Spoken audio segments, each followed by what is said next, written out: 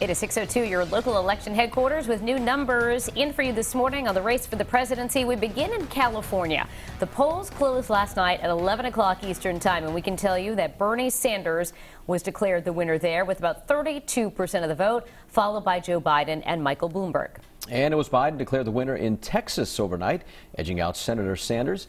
This was just one of the states that gave the former vice president a clean sweep across the South. Massachusetts serving up an unexpected victory for Biden as well. And Eyewitness News reporter Brandon Truitt is in studio now with more on the twists and turns from last night. Brandon? Hey guys, good morning. Well, there was a lot of anticipation heading into yesterday. It is the closest thing that we have to a national primary. Nearly 40% of the delegates up for grabs, and there were certainly some surprises along the way. They don't call Super Tuesday for nothing. An energized Joe Biden. We are very much alive. Living in the reality of a Super Tuesday turnaround. The former vice president winning more than half the states, including Texas, North Carolina, and Minnesota. Biden receiving the last-minute endorsement of the senator there, now former candidate Amy Klobuchar. For those who've been knocked down, counted out, left behind, this is your campaign. Biden also delivering a stunning upset in Massachusetts. Senator Elizabeth Warren losing on her home turf to both Biden and Sanders. Despite the disappointing results, Warren says she's pushing forward. My name is Elizabeth Warren, and I'm the woman who's going to beat Donald Trump.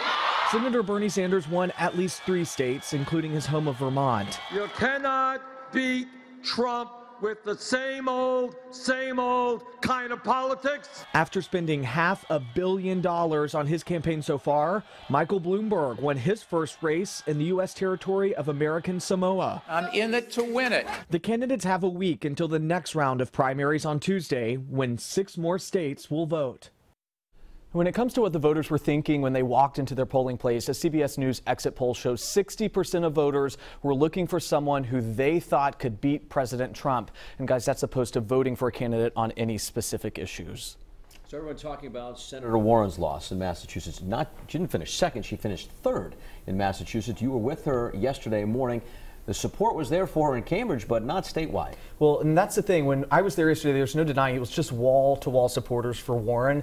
Nearly everyone I spoke with, though, said that they felt that something was a little off. They were a little nervous. In fact, some said that they didn't see a path forward for her in this race. Her campaign, though, saying that they have the money to get her through that convention in July. All right, Brandon, thank you. And, of course, Joe Fleming. He's going to have a lot to talk about. He's going to be looking into those results coming up this morning at 6:30.